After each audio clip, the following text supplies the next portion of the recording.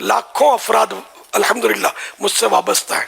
میں سب کے لیے درخواست ہے، میری نصیحت بھی ہے، میری وصیت بھی ہے کہ علماء کا دامن مت چھوڑنا. علماء اہل سنت، علماء دین، جس کی میں وضاحت کرتا رہتا ہوں، جن کا عقیدہ قرآن و حدیث کے مطابق ہے، علماء اہل سنت جن کو ہم بولتے ہیں، تو ان کا دامن نہیں چھوڑنا ہے. ہاں کوئی اگر عالم بے عمل ہے اور اس طرح کی کوئی باتیں ہیں تو ان سے دور ہو گیا بندہ، تو باعمل علماء کی بھی تو ایک تعداد موجود ہے، تو ان کی صحبت میں بندہ رہے.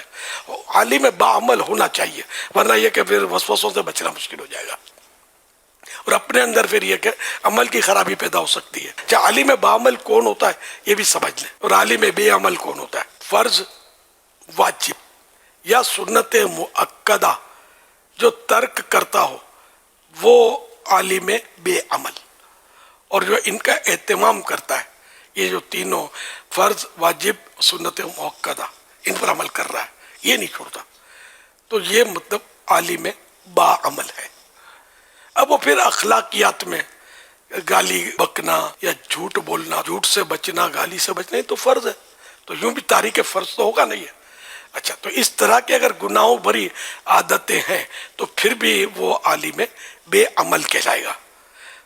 اس میں مطلب اگر کوئی ہے بھی ایسا تو اس کے لیے ڈھول پہننے کی ضرورت نہیں ہے، ڈنکا بجانے کی ضرورت نہیں ہے. پھر بھی ان سے اگر کوئی ایسا فائدہ ہو جاتا ہے اپنی آخرت کے لیے تو وہ حاصل کر لے، وہ نہ چھوڑے.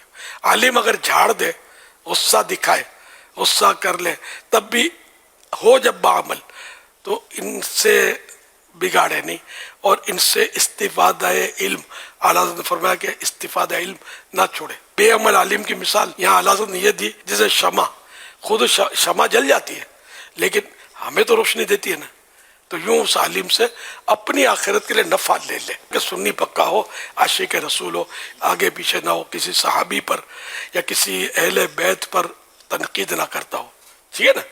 کسی صحابی پر یا اہل بیت پر ادنا سی بھی تنقید زبان سے نہیں اشارے سے بھی کرے نا، اس سے 7 گلیاں دور سے چلنا گیا، یا کہیں اس کی سانس کہیں آپ سے ٹکرا نہ جائے.